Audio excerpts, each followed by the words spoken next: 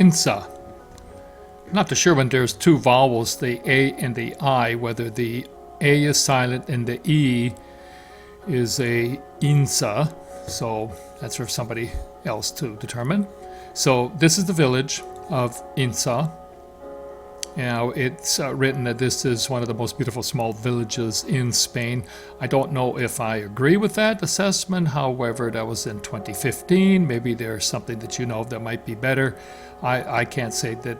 I would say that the environment certainly is quite spectacular.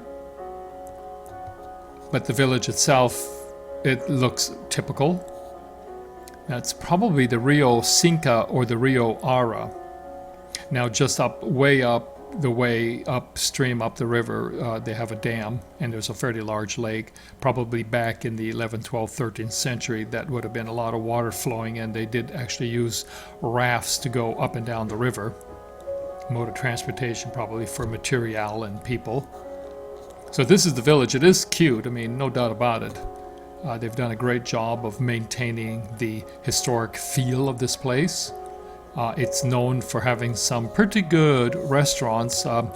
This is just a day trip for us. Our next stop, Torla, which is a little bit further away from here, is where we ended up staying. But one could stay here. It does have a little bit more shops and restaurants and bars.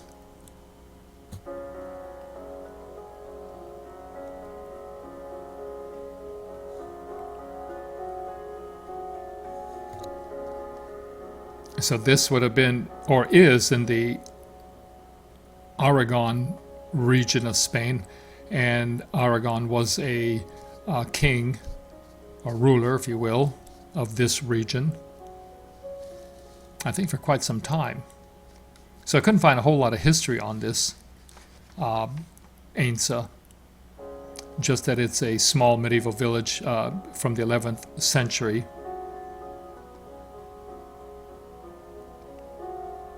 Albergue, which is hostel, youth hostel in Spanish.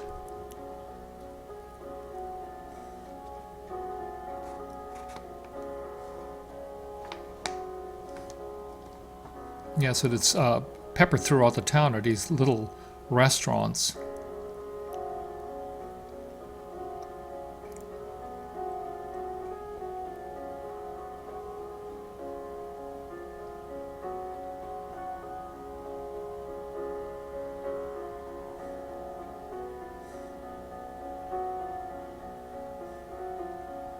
So Castillo de Ainsa, Fortaleza,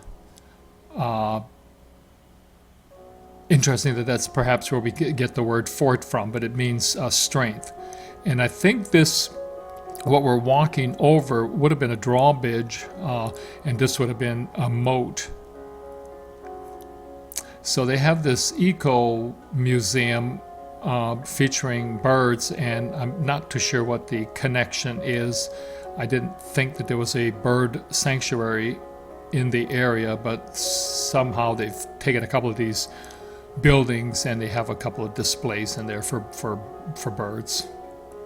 Yeah, that big white tent, they had some kind of a function here, and I understand that they do that fairly regularly. They have concerts and other things like that, so they do utilize this space for not just a tourist visit, but for community functions. It does, however, take one out of the feel of the fort. Now, you have to say, it's a beautiful area, without a doubt. I mean, it's gorgeous. It's probably the Pyrenees looking towards France, way off in the distance. And there are quite a few national parks, national forests in this area.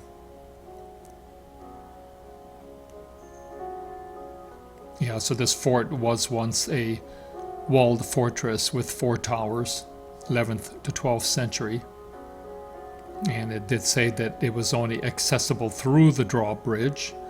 So it probably being right at the confluence of 2 rivers probably had some historic control significance in the region.